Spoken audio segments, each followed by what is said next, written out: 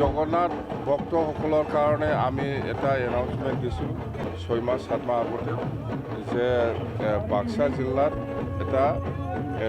জগন্নাথ মন্দিৰ তাৰমানে ইস্কন ধৰ্মীয় লোকসকলৰ কাৰণে এটা 30 কোটি টকাৰে আমি এই ইস্কন মন্দিৰটো বনোৱা হ'ব, জগন্নাথ মন্দিৰটো বনোৱা হ'ব বুলি ইতিমধ্যে আমি আমাৰ BTC বাজেটৰ 10 কোটি টকা আমি ধৰিছোঁ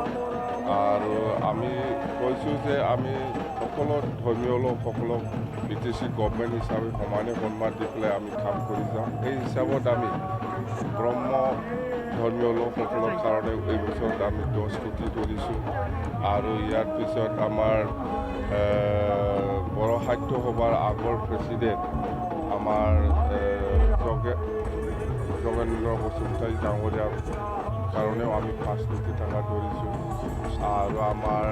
সীতানাথ ব্ৰহ্ম চৌধুৰী বড়ো অসম সাহিত্য সভাৰ আগৰ প্ৰেছিডেণ্ট আছিল, তাৰ নামতো আমি 10 কোটি ধৰিছোঁ আৰু জুবিন গাৰ্গ পাৰ্কৰ নামত আমি আজি 10 কোটি টকা ধাৰ 10 কোটি টকা বাজেটত ধৰিছোঁ আমাৰ BTC ইনফ্ৰাষ্ট্ৰাকচাৰত। মুঠতে আমি আৰু আমাৰ বিনেশ্বৰ ব্ৰহ্ম ডাঙৰীয়াৰ নামতো আমি 10 কোটি টকা ধৰিছোঁ, কাইদে হেলেনাৰ নামতো আমি 5 কোটি টকা দিছোঁ আৰু আমাৰ এনেকুৱা আমাৰ এই শংকৰ আজান ফকীৰৰ নামত আমি 5 কোটি টকাৰ বাজেটত ধৰিছোঁ। আমাৰ BTC যিটো ইনফ্ৰাষ্ট্ৰাকচাৰ ডেভেলপমেণ্টৰ পইচা সেইটোৱে আমি আৰম্ভ কৰিব এই বছৰ। মুঠতে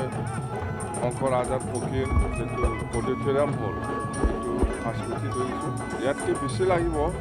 আমি আপাতত 5 কোটি টকা ধৰিছোঁ আৰু আমাৰ মুঠতে আৰু আমাৰ ইয়াত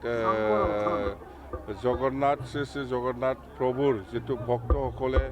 কিছু সমস্যাৰ কথা কৈছে, মই এইটো সমাধান কৰি দিম।